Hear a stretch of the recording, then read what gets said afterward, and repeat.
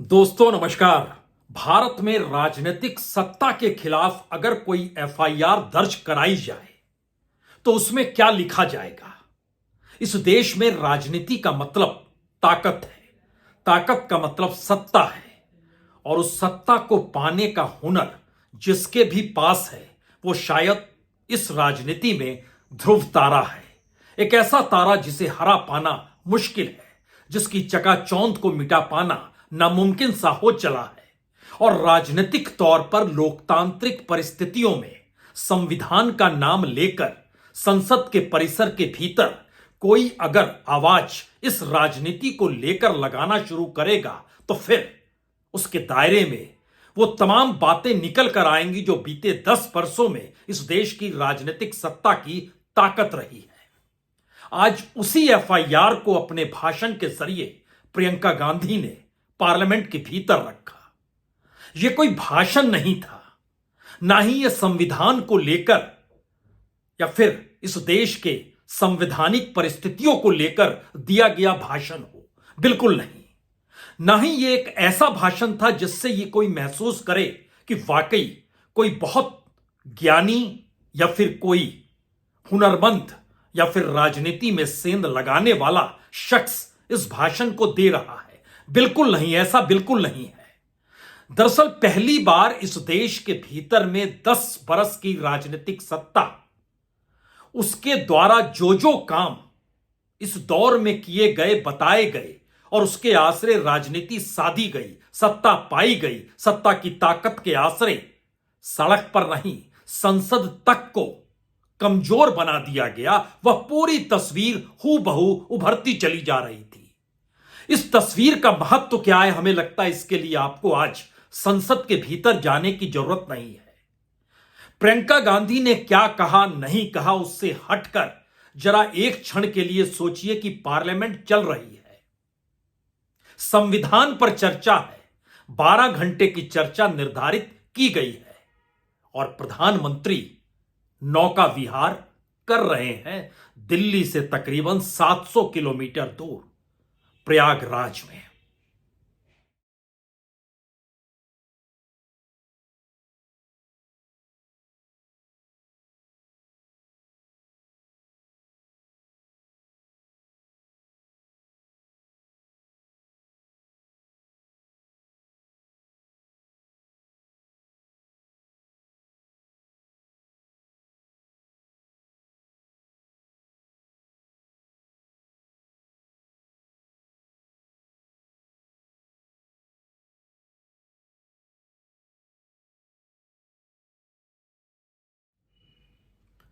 इस तस्वीर को देखकर आप कह सकते हैं कि वाकई प्रधानमंत्री के जहन में आस्था ही आस्था है।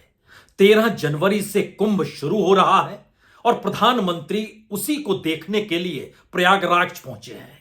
साधु संतों का जमावड़ा होगा, सनातनी हिंदू धर्म की आस्था का जिक्र होगा और इन परिस्थिति में प्रधानमंत्री की मौजूदगी 1 महीने पहले उसी दिन वहां पर है जिस वक्त इस देश के संविधान को लेकर संसद में इस देश के नुमाइंदे चर्चा कर रहे हैं और प्रधानमंत्री नौका विहार से उस दृश्य को देख रहे हैं जिस दृश्य को संसद देख नहीं पाती है, जिस दृश्य को एक वक्त संविधान सभा ने देखा जरूर था और शायद इसीलिए हर धर्म से जुड़े लोगों को मान्यता इस संविधान के भीतर दे दी गई। आस्था हर के जीवन में रहे, इसको सुनिश्चित कर दिया गया और यह कहकर किया गया कि हम एक सेकुलर कंट्री हैं, एक धर्मनिरपेक्ष देश है।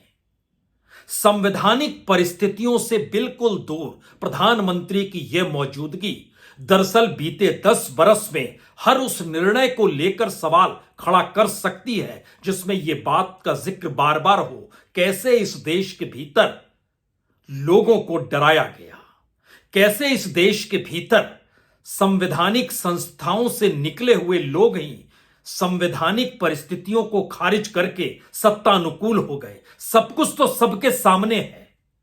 वो नेहरू काल से लेकर मौजूदा परिस्थिति तक का जिक्र हो या फिर इस देश में सत्ता द्वारा लिया गया हर वो निर्णय जो किसानों को प्रभावित करता हो, जो मजदूरों को प्रभावित करता हो, जो मणिपुर में हो रहा हो, जो संबल में हो रहा हो, जो इस देश के किसी भी हिस्से में हो रहा हो, लेकिन सत्ता की बेचैनी सत्ता के भीतर है। और यह दृश्य शायद सबसे पहले दिखाने की जरूरत इसलिए पड़ी क्योंकि प्रियंका गांधी के भाषण की आखिरी लाइन, उस एफआईआर की कॉपी की आखिरी लाइन क्या थी, आज बात उसी से शुरू की जाएगी। ये देश कायरों के हाथों में ज्यादा देर तक कभी नहीं रहा है।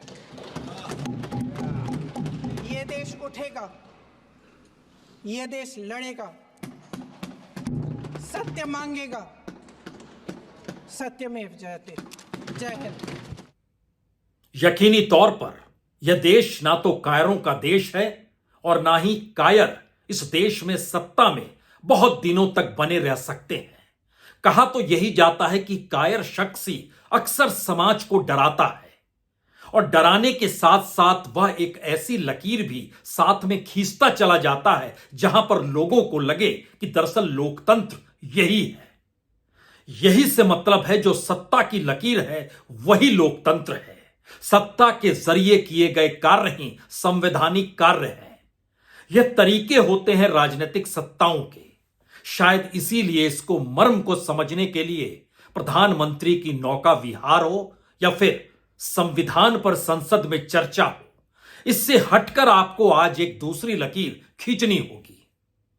क्योंकि यह लकीर जो मौजूदा वक्त में खींची जा रही है उस पर तो एक पूरी एफआईआर दर्ज आज पार्लियामेंट के भीतर प्रियंका गांधी ने कर डाली, जहां पर वो ये कहने से चूकी नहीं, जो वाकई न्यायप्रिय राजा होता है वो जनता के बीच जाता है, भेष बदल कर जाता है, सुनना चाहता है कि जनता उसके बारे में क्या सोचती है, कौन आलोचना कर रहा है और आलोचना किस आधार पर की जा रही है। यह भारत के पंचतंत्र की कहानियों के आश्रय शायद न्यायप्रिय राजाओं के जिंदगी के हिस्सों से भी जुड़े रहे और मौजूदा वक्त में तो इस देश को सबसे न्यायप्रिय राजा मिला है। एक ऐसा राजा जो जानता है कि दरअसल पूंजी अगर चंद हाथों में सिमटा दी जाए तो बाकी लोग समाजवादी दृष्टिकोण में खुद ब खुद आकर खड़े हो जाएंगे, कतारबद्ध नजर आएंगे।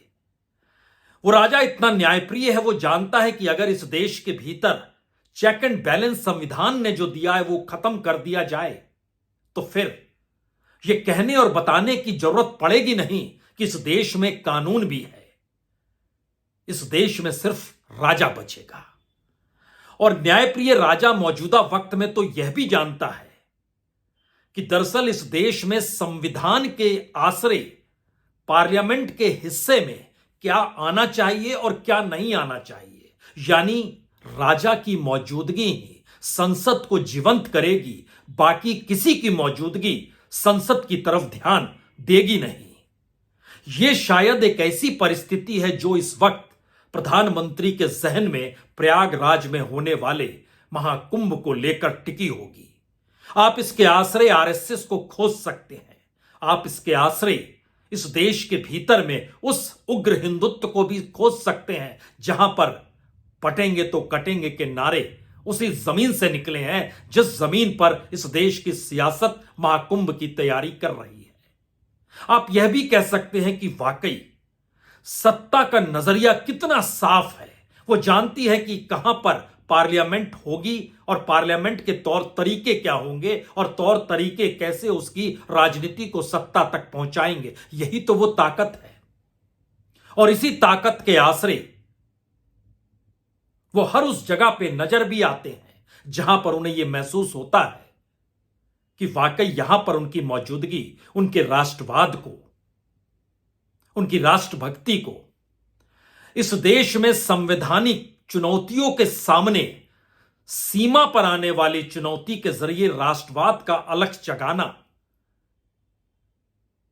चाहे वह किसी सैनिक के वेशभूषा में हो या फिर दूसरी तरफ किसी मंदिर के पुजारी की तर्ज पर, जैसे अयोध्या में नजर आए थे, उस तर्ज पर हो। दरअसल एफआईआर की कॉपी में इन सारी बातें लिखी नहीं जाती हैं। एफआईआर की कॉपी तो सिर्फ इंगित करती है और बतलाती है, देखिए ऐसा था, ऐसा हो गया, आप कार्रवाई कीजिए, कुछ इसी अंदाज में प्रियंका गांधी ने भी कहा।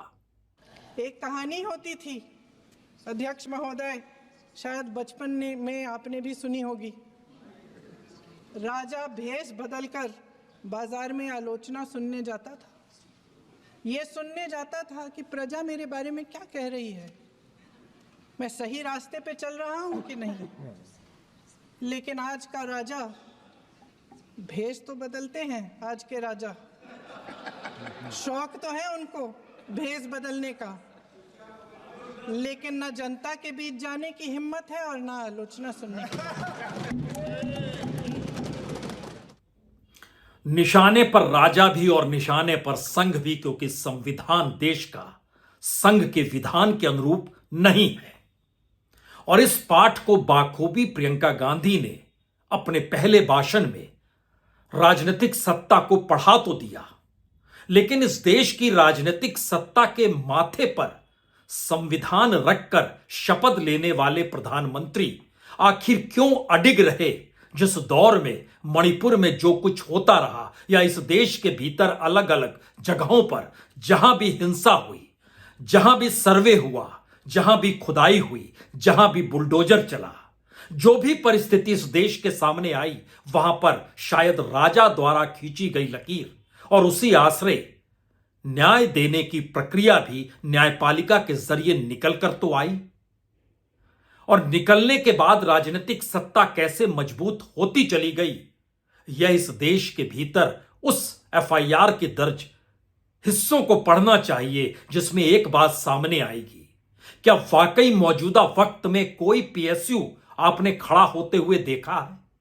पीएसयू का मतलब होता है सरकार द्वारा सार्वजनिक उपक्रम को बनाना, जिस पर किसी निजी कंपनी का कोई हाथ नहीं होता है, ना उसके पास मुनाफा जाता है, ना ही वो पैसा लगाता है। वह देश के खून पसीने की कमाई के आश्रय इस देश की जिम्मेदारी लेते हुए सार्वजनिक उपक्रमों को खड़ा किया जाता है। लेकिन इस दौर में सबसे ज्यादा सार्वजनिक उपक्रम बेचे गए। इस दौर में सरकारी कंपनियों और मंत्रालयों के भीतर भी निजीकरण पहुंच गया। जो जो बनाया गया था सब कुछ बेचने की प्रक्रिया में इस देश के संविधान के आश्रय लोकतंत्र की दुहाई देते हुए 21वीं सदी में आर्थिक लकीर खींचने की जो कोशिश मौजूदा राजनीतिक सत्ता कर रही है, उसको एफआईआर में आप कैसे दर्ज करेंगे? क्या ये बताएंगे कि 31 सार्वजनिक उपक्रमों को बेचा गया? क्या आप बताएंगे इस देश के 16 मंत्रालयों ने तकरीबन 6 लाख करोड़ रुपए की कीमत निकाली और उसको निजी हाथों में सौंप दिया? क्या आप बताएंगे कि सीएजी, जिसका काम है सरकार के तमाम खर्चे पर नजर रखना, उसने नजर रखी नहीं, कोई रिपोर्ट दी नहीं कि वह संसद के दरवाजे तक पहुंच जाती? तो फिर एफआईआर में दर्ज क्या होगा? एफआईआर में तो यही बातें दर्ज होंगी कि देखिए, अतीत में इस देश को बनाने के लिए जो भी नींव रची गई और उसके ऊपर जो इमारत लोकतंत्र की खड़ी की गई, उसके ऊपर कितना खून पसीना हिंदुस्तानियों का था। और उसे ही इस दौर में सेल सेल सेल के तौर पर बेचा जा रहा है, और सब कुछ एक ही हाथ में, और उस हाथ के जरिए बताने की कोशिश की जा रही है कि ताकत हमारे पास है। यानी एक ऐसी परिभाषा राजनीतिक सत्ता की जिसमें कॉरपोरेट की पूंजी का मिश्रण है, जिसमें इस देश के धर्म और आस्था के सांप्रदायिकता के साथ लपेटे हुए ऐसे सवाल हैं जो शायद वोटरों को दिग्भ्रमित कर दें और बताएं कि देखिए, संवैधानिक पद पर बैठा हुआ शख्स अगर धर्म और आस्था का जिक्र करके आपको 5 किलो अनाज दे रहा है, तो आप मान लीजिए कि इससे बेहतरीन राजशाही जी नहीं, लोकतंत्र था ही नहीं। तो क्या यह परिस्थिति है? लेकिन एफआईआर में दर्ज आज इस बात को लेकर हुआ कि जिस नाम को लेकर घबराहट मौजूदा वक्त में मौजूदा सत्ता को होती है, इस देश की आजादी के बाद पहली नेशनल गवर्नमेंट बनी थी, उसमें हर राजनीतिक दल के नेताओं की मौजूदगी थी। और 1952 के चुनाव के बाद जब कांग्रेस सत्ता में आई और तब प्रधानमंत्री के तौर पर जवाहरलाल नेहरू थे, तो उन्होंने इस देश की अर्थनीति को समझा, प्लानिंग कमीशन को बनाया, 5 साल की रूपरेखा तैयार की। पैसा नहीं था तो न्यूजीलैंड से पैसा लाया गया और एम्स दिल्ली में खड़ा किया गया। उस वक्त की हेल्थ मिनिस्टर को भेजा गया न्यूजीलैंड। एक लंबी प्रक्रिया इस देश के भीतर तो एफआईआर में दर्ज यह तो जरूर होगा कि इससे पहले और आजादी के बाद जिस तरीके से भारत को खड़ा किया गया उसमें क्या क्या कुछ कुछ जवाहरलाल नेहरू ने किया था, जिसका नाम लेने से मौजूदा वक्त की राजनीतिक सत्ता डावाडोल क्यों हो जाती है। जिसका नाम लेने से कभी कभी आप झिझकते हैं और कभी कभी उनका नाम धड़ाधड़ इस्तेमाल किया जाता है अपने आप को बचाने के लिए। उन्होंने HAL, BHEL, SAL, गेल, ONGC, NTPC, railways, IIT, IIM, oil refineries, तमाम PSU बनाए। अध्यक्ष महोदय, उनका नाम पुस्तकों से मिटाया जा सकता है, उनका नाम भाषणों से मिटाया जा सकता है, लेकिन जो उनकी भूमिका रही इस देश की आज़ादी के लिए और इस देश के निर्माण के लिए, वो इस देश से कभी मिटाया नहीं जा सकता। कभी कभी एफआईआर संकेत की भाषा में भी लिखी जाती है। प्रियंका गांधी ने इसीलिए नेहरू का नाम नहीं लिया, लेकिन अपनी एफआईआर में बतला दिया कि इस देश की नींव नेहरू ने कैसे रखी थी और वो दिलों पर राज कैसे करते हैं। आप उसे मिटा रहे हैं या प्राइवेट हाथों में बेच रहे हैं और पैसा कमाते हुए इस देश को विकसित होने की राह पर ले जाना चाहते हैं, तो फिर इस देश की नींव तो संविधान के आश्रय है। और मौजूदा वक्त में संविधान की लकीर राजनीतिक तौर पर कितनी पुख्ता हो गई, इस बात का जिक्र चुनाव के दौर में बार बार होता रहा है। और इस बात का खुला जिक्र आज अपनी एफआईआर में यह कहकर प्रियंका गांधी ने करा दिया, यह तो अच्छा है कि जनता ने इन्हें 240 सीटें ही जिताई। अगर 400 सीटें जिता देती तो इस देश में कुछ भी नहीं बचता। कुछ भी नहीं से मतलब संविधान को तो खत्म करने पर यह आमादा थे और 400 सीटों का इंतजार इसीलिए कर रहे थे। जनता समझ गई और शायद वही जनता की ताकत है जो संविधान की ताकत के तौर पर, प्रतिबिंब के तौर पर नजर इस दौर में आ रही है। इसीलिए संविधान का आलाप सत्ता करने से अब कतराती नहीं है, बार बार वो संविधान का जिक्र करती है।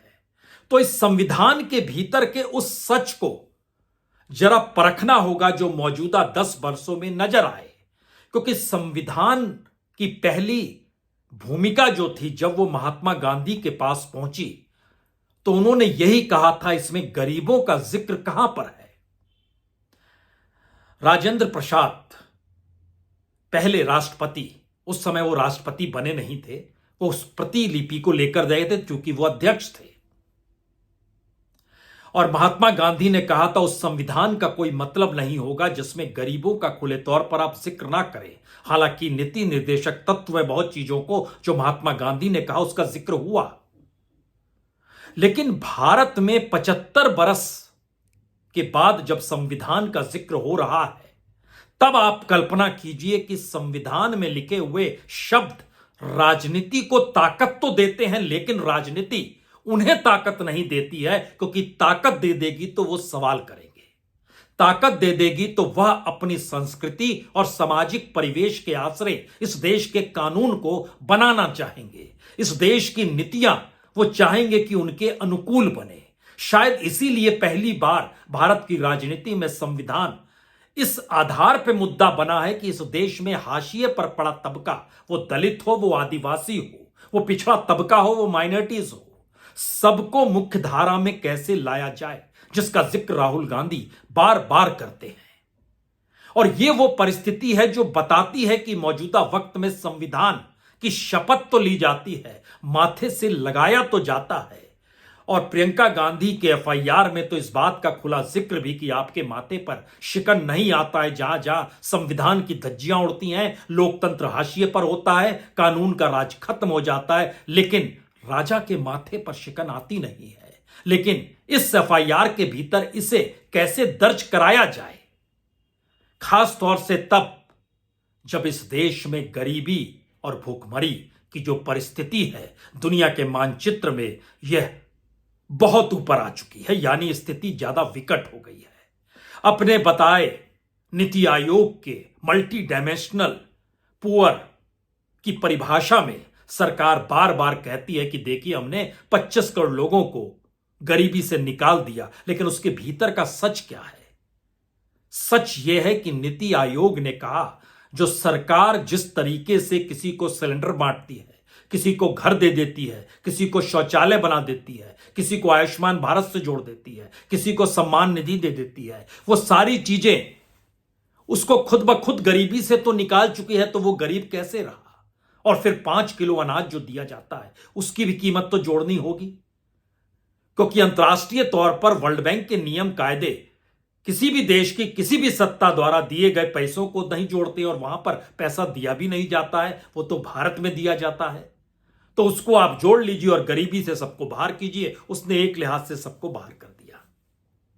लेकिन एफआईआर जब दर्ज होगी तो बताना तो पड़ेगा कि इस संविधान की ताकत कैसे लोगों तक मिली, और प्रियंका गांधी ने शायद आज उसी लकीर को संविधान को परिभाषित करते हुए कह डाला। भाईचारा और अपनापन होता था, जहां हमारे संविधान ने एकता का सुरक्षा कवच दिया था, वहां शक और घृणा के बीज बोए जा रहे हैं।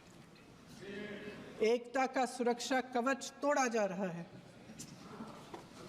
प्रधानमंत्री जी यहां सदन में संविधान की किताब को यूं माथे से लगाते हैं, लेकिन संभल में, हाथरस में, मणिपुर में जब न्याय की गुहार आती है, उठती है, तो उनके माथे पे शिकन तक नहीं आता।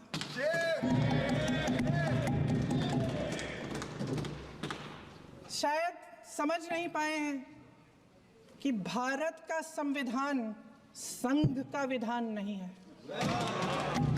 यानी इस एफआईआर में संविधान में लिखे शब्दों का जिक्र है, उन शब्दों का जिक्र है जिसको संविधान सभा ने उस दौर में समझ लिया था कि आने वाले वक्त में भारत के भीतर अगर आर्थिक न्याय नहीं होगा, अगर सामाजिक न्याय नहीं होगा, अगर राजनीतिक न्याय नहीं होगा, तो सिर्फ हर किसी को एक एक वोट की ताकत देने से बात लोकतांत्रिक परिस्थितियों के आश्रय इस देश के अनुकूल नहीं हो पाएगी।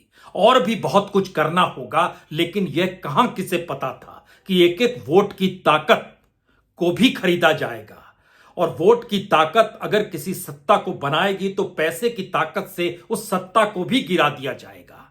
आज पार्लियामेंट के भीतर एफआईआर के शब्दों को लेते हुए जिन बातों का जिक्र प्रियंका गांधी कर रही थी, उसमें महाराष्ट्र की सत्ता कैसे जनता ने चुनी और उसे गिरा दिया गया, मध्य प्रदेश की सत्ता जनता ने चुनी, उसे कैसे गिरा दिया गया, गोवा में कैसी खरीदारी हुई, कर्नाटक में क्या कुछ हुआ, एक लंबी फहरिस्त है इस देश के भीतर, जहां पर लोकतंत्र अगर चुनाव के आश्रय भी जीता है तो भी वह कोई मायने क्यों नहीं रखता है। शायद यह प्रियंका गांधी की एफआईआर में दर्ज शब्द जरूर थे, लेकिन इससे हटकर यह वही पार्लियामेंट है जिसको नई इमारत मौजूदा प्रधानमंत्री ने दी है, वहीं पर यह चर्चा हो रही थी।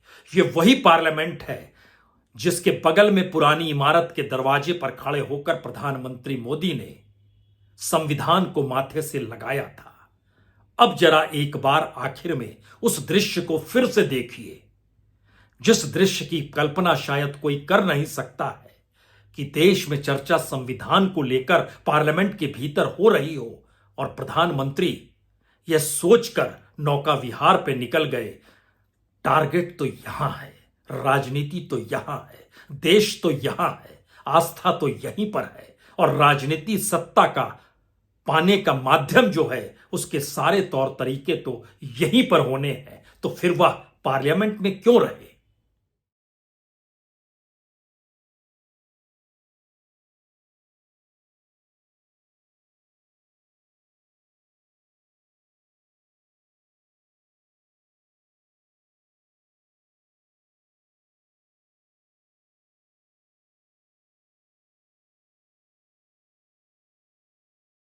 अद्भुत दृश्य है, क्योंकि संसद के भीतर की चलाचल, हलाहल, शोर शराबे में आप क्यों जाना चाहते हैं? गंगा के किनारे, वह भी संगम के पास, प्रयागराज में कुंभ की तैयारियों के बीच प्रधानमंत्री की मौजूदगी दरअसल इस देश की सांस्कृतिक महत्ता को ही तो बतलाती है, क्योंकि ये वही प्रधानमंत्री हैं जो गुजरात से बनारस पहुंचे थे तो उन्होंने कहा था मां गंगा ने बुलाया है। लेकिन मां गंगा इस दौर में और ज्यादा मैली हो गई।